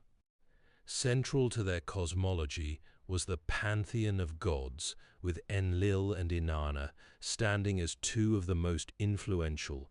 Enlil, the god of wind, storms, and agriculture, was revered for his power over natural forces that sustained life. His role as a patron of cities like Nippur underscored his significance in both spiritual and practical terms, as Sumerians depended on his favor for fertile lands and bountiful harvests. Inanna, later known as Ishtar, embodied complex dualities, goddess of love, war, and fertility, her myths reflecting the tensions between creation and destruction, desire and sacrifice. Her worship, particularly in cities like Uruk, highlighted the Sumerians' belief in divine agency in human affairs, as her myths often intertwined with tales of heroism and cosmic order. The integration of religion into governance was profound. Sumerian rulers, such as the legendary Gilgamesh, claimed divine authority, often portraying themselves as chosen instruments of the gods. Temples or ziggurats served as both religious and administrative centers, where priests acted as intermediaries between the divine and the populace. These institutions not only managed rituals and offerings, but also oversaw economic activities, reinforcing the idea that the state's legitimacy was tied to cosmic harmony. Legal codes, such as the Code of Ur-Nammu, echoed religious principles, emphasizing justice as a divine mandate. Social structures were similarly shaped by religious beliefs. The priestly class held significant power, overseeing temple economies and maintaining records that blended spiritual and practical knowledge. Festivals, like the Akitu, celebrated the renewal of cosmic order, uniting communities in rituals that reinforced collective identity. Even burial practices reflected religious convictions, with tombs often designed to ensure the deceased's passage to the afterlife, a concept central to Sumerian cosmology. Through these layers, mythology and religion did not merely accompany Sumerian life, they defined its essence, linking the mundane to the divine and embedding cultural values in the fabric of existence. Sumerian libraries, often located in temple complexes, safeguarded religious texts and mythological narratives, such as the Epic of Gilgamesh and the Enuma Elish, ensuring their transmission across generations. These repositories not only preserved spiritual doctrines, but also reinforced societal values, linking the divine and human realms through written tradition. The meticulous curation of such texts underscored their role in maintaining cultural continuity, even as political and environmental shifts reshaped the region. The Tigris and Euphrates rivers were the lifeblood of Sumer, shaping its civilization through their dual role as both sustainer and catalyst. Flowing from the Armenian highlands and the Anatolian plateau, these rivers carved a fertile corridor through the arid Mesopotamian plains, depositing nutrient-rich silt that transformed the land into a cradle of agriculture. Sumerians developed intricate irrigation systems, diverting river water through canals, dikes, and reservoirs to cultivate barley, wheat, and dates. This surplus not only fed growing populations, but also enabled the specialization of labor, allowing artisans, scribes, and administrators to emerge. The river's predictable flooding cycles, though destructive, were harnessed through engineering, fostering a society that balanced human ingenuity with environmental rhythms. Beyond sustenance, the rivers became arteries of trade, linking Sumer to distant regions. Their waters facilitated the transport of goods such as lapis lazuli from Afghanistan, timber from the Zagros Mountains, and textiles from the Levant. The river's navigability allowed for the exchange of ideas and technologies, embedding Sumer at the crossroads of ancient civilizations. Settlements clustered along their banks, giving rise to cities like Ur and Uruk, which thrived as centers of commerce and governance. The river's presence also dictated social hierarchies. as control over water management systems became a source of power, reinforcing the authority of temple elites and city-states. The Tigris and Euphrates were more than natural features. They were the foundation upon which Sumerian identity was built. Their waters sustained not just crops but the cultural and political frameworks that defined the region. As Sumerians navigated the challenges of flood management and trade, they wove their survival into a narrative of resilience, ensuring their legacy endured through the written records preserved in libraries, like the Royal Library of Ashurbanipal, which safeguarded texts from their distant past.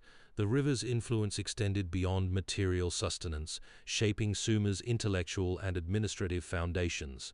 The need to manage irrigation and taxation spurred the development of cuneiform writing, a system that recorded laws, religious texts, and scientific knowledge. This written culture enabled the creation of institutions like the Royal Library of Ashurbanipal, which preserved Sumerian innovations in mathematics, astronomy, and governance. By linking water management to record-keeping, the Tigris and Euphrates ensured that Sumer's achievements endured, embedding their legacy in the very texts that libraries safeguarded. The Sumerians' monumental ziggurats, towering terraces of sun-dried bricks, were more than religious symbols. They were the architectural embodiment of a society driven by administration and record-keeping. These structures, built by city-states like Ur and Uruk, served as administrative hubs where scribes meticulously documented grain shipments, labor obligations, and legal disputes. The complexity of managing such vast urban centers demanded a system to preserve and organize information, leading to the invention of cuneiform script around 3100 BCE. This wedge-shaped writing, etched into clay tablets, became the foundation for storing everything from trade records to hymns, bridging the gap between physical infrastructure and intellectual legacy. As cities grew, so did the need for centralized repositories. Temple archives, often located within ziggurats, became early libraries, housing thousands of tablets. These collections were not merely storage spaces, but dynamic centers of knowledge, where scribes copied texts, compiled lists, and preserved the cultural and religious identity of Sumer. The same engineering prowess that raised ziggurats to the heavens also enabled the creation of vast clay tablet collections, ensuring that administrative and spiritual records endured beyond the lifetimes of individuals. This interplay between architecture and writing laid the groundwork for later library traditions. The Sumerians' emphasis on permanence, carving information into durable clay, mirrored their approach to monumental construction. Their innovations in organizing knowledge, though rooted in practicality, foreshadowed the library systems of later civilizations. By intertwining physical structures with written records, the Sumerians transformed architecture into a medium for preserving human thought, setting a precedent for the libraries that would safeguard knowledge across millennia. The Sumerian libraries, often housed within ziggurats or palatial complexes, became hubs for administrative, religious, and literary record-keeping. Clay tablets inscribed with cuneiform script stored everything from tax records to hymns, reflecting the civilization's emphasis on order and permanence. These repositories were not merely storage spaces, but active centers where scribes trained and knowledge was curated. The logistical demands of urban governance, managing trade, agriculture, and temple economies, necessitated centralized archives, blending architectural innovation with intellectual organization. This model influenced later Near Eastern libraries, such as the Assyrian Library of Ashurbanipal, which expanded on Sumerian practices by cataloging vast collections of texts. By embedding writing into the fabric of city life, Sumerians laid a foundation for the global tradition of libraries as custodians of human knowledge. In Sumerian society, women occupied a complex and multifaceted role, shaped by both economic necessity and cultural norms.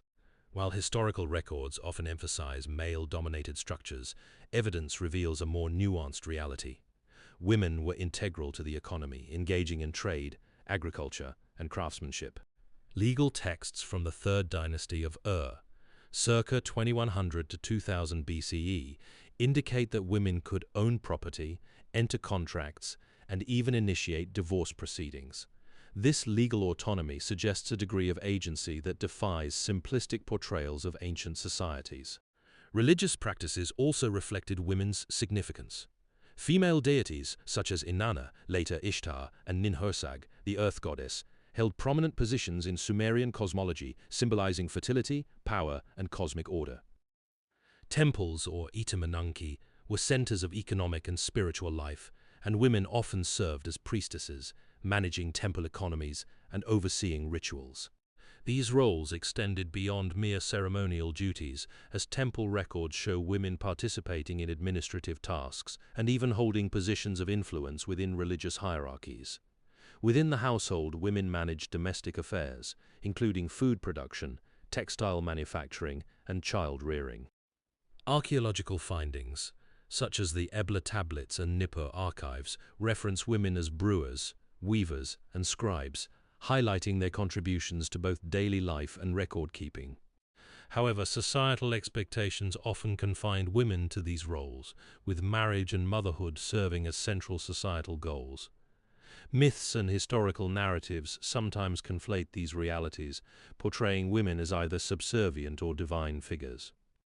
Yet, the archaeological and textual evidence underscores a society where women's labor and influence were indispensable, even if their public roles were circumscribed.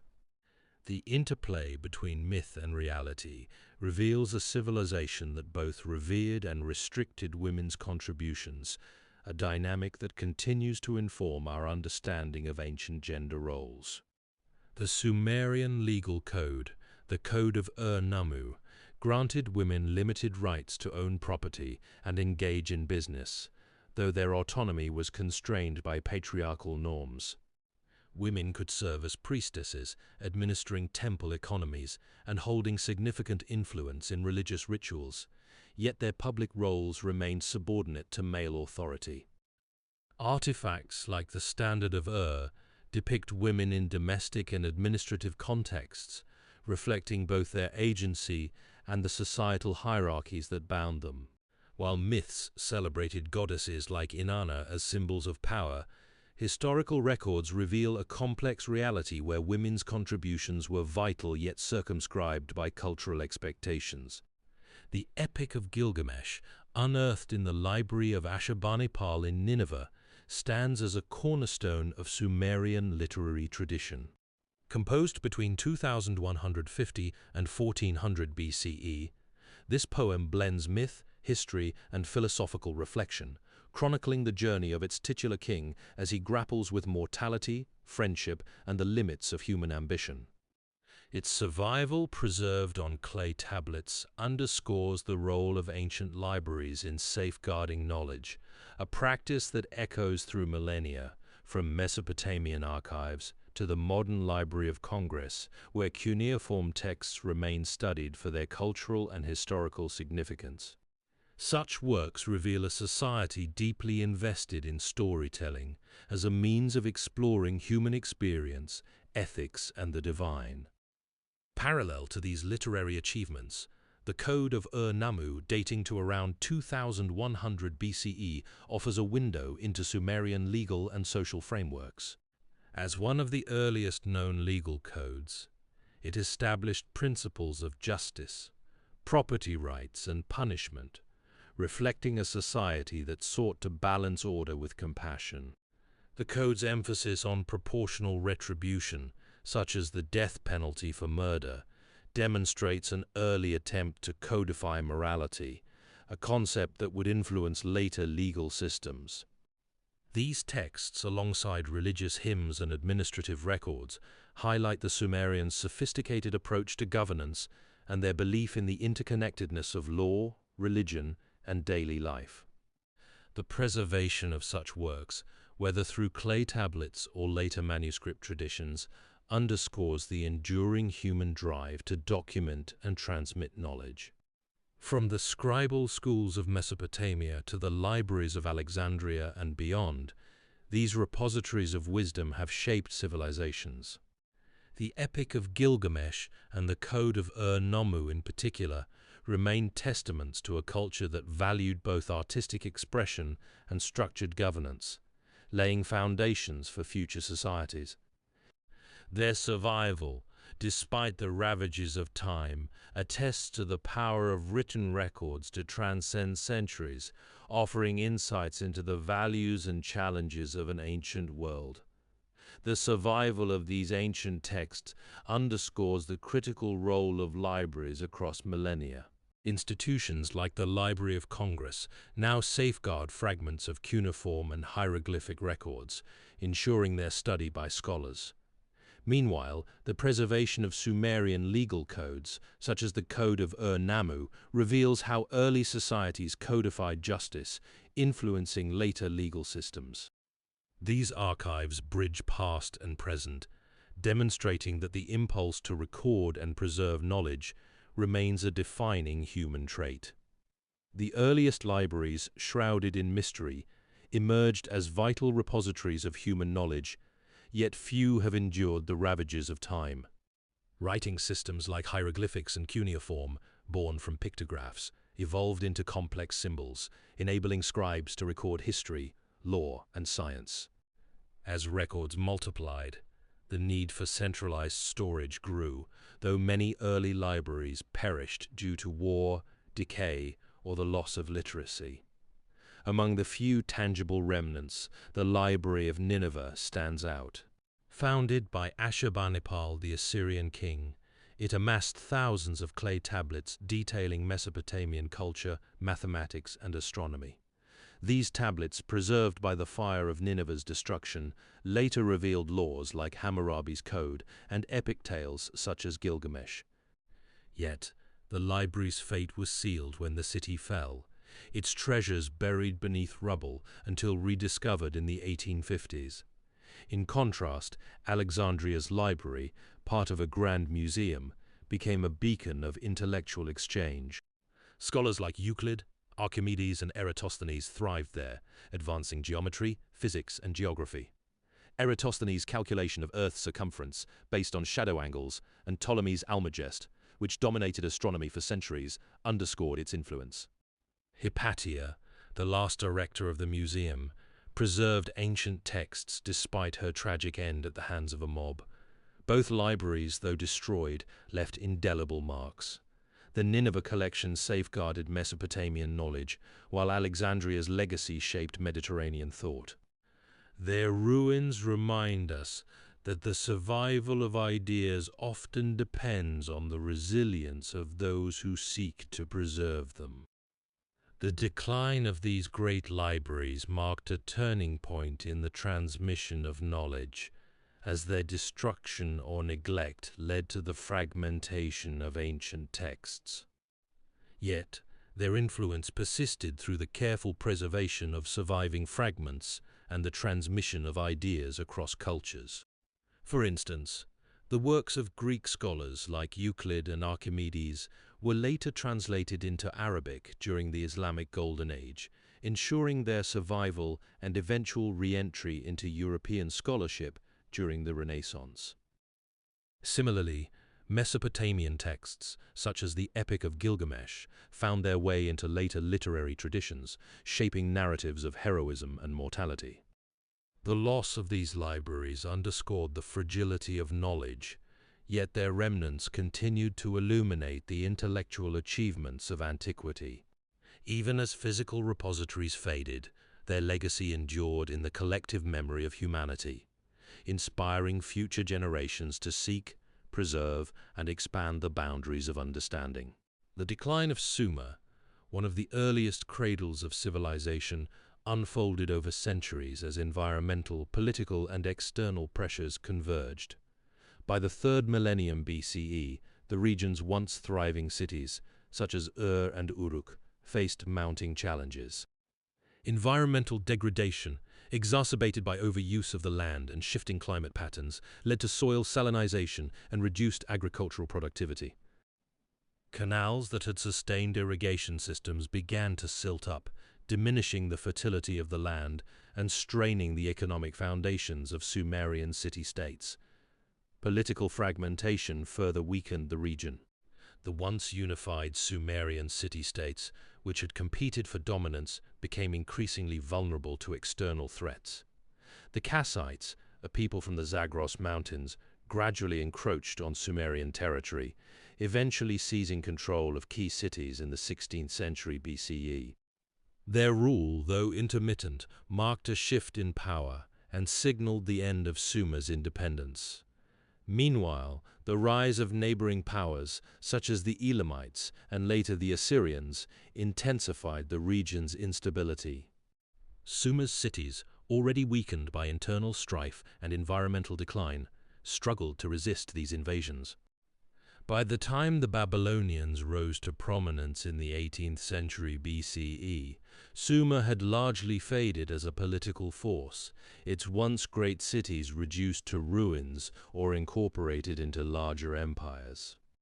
The legacy of Sumer, however, endured through its contributions to writing, law, and urban planning, preserved in the clay tablets and archives that outlived the civilization itself. The collapse of Sumer's political dominance did not erase its intellectual contributions. As Babylonian rulers consolidated power in the 18th century BCE, they inherited and expanded upon Sumerian innovations, including its writing system, legal codes, and urban infrastructure. The Babylonians, like their predecessors, maintained libraries to safeguard knowledge, ensuring that cuneiform texts ranging from administrative records to literary masterpieces like the Epic of Gilgamesh survived centuries of upheaval. These archives, preserved in cities such as Nineveh and Nippur, became critical to the transmission of Mesopotamian culture to later civilizations.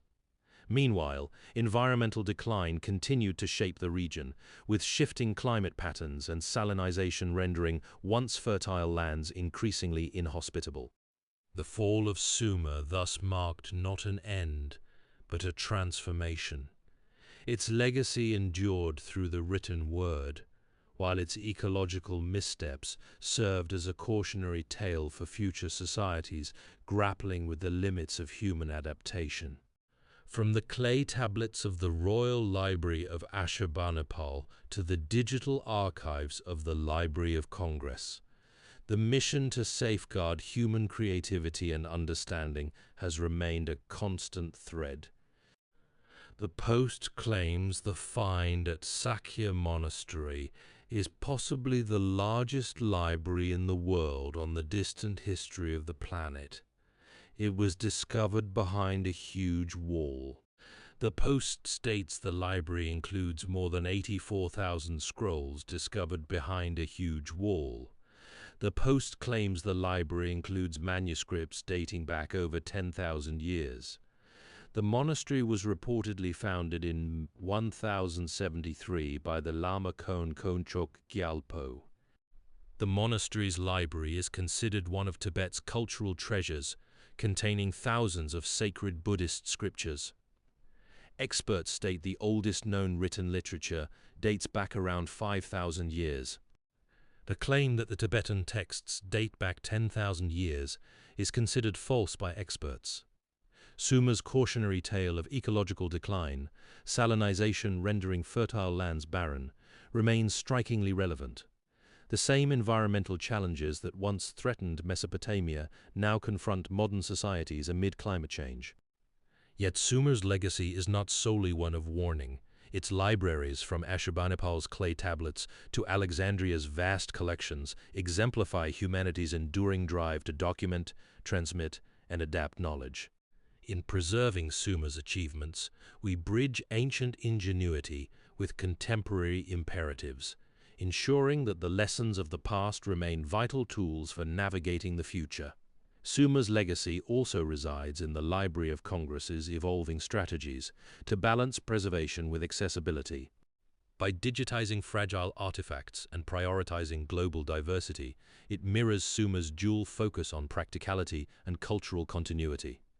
As Sumer's scribes safeguarded knowledge against ecological collapse, modern institutions grapple with analogous challenges, ensuring survival amid climate crises and information overload.